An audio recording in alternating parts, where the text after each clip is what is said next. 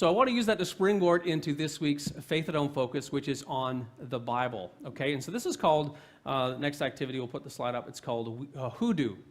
Not voodoo, that's bad. Hoodoo, okay?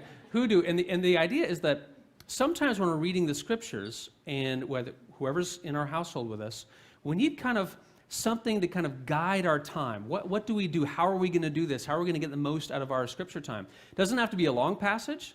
It can be a shorter passage. It can be a psalm. It can be one of the parables, whatever it happens to be. And hoodoo is basically two questions. One, what does this teach us about who God is?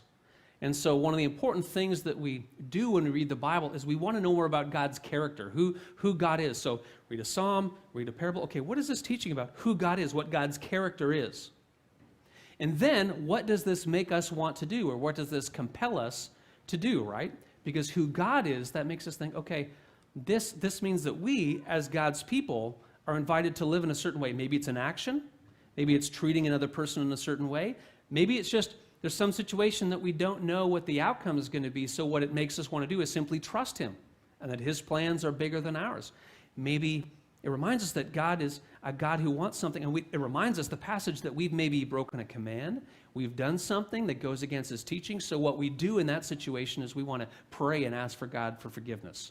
So we hope that wherever you are, in your homes, in apartments, in town, out of town, wherever, ask yourself these two questions as you gather reading a scripture passage, no matter how long or short. One, what does this teach us about who God is? It's about God's character. And what does this make us want to do?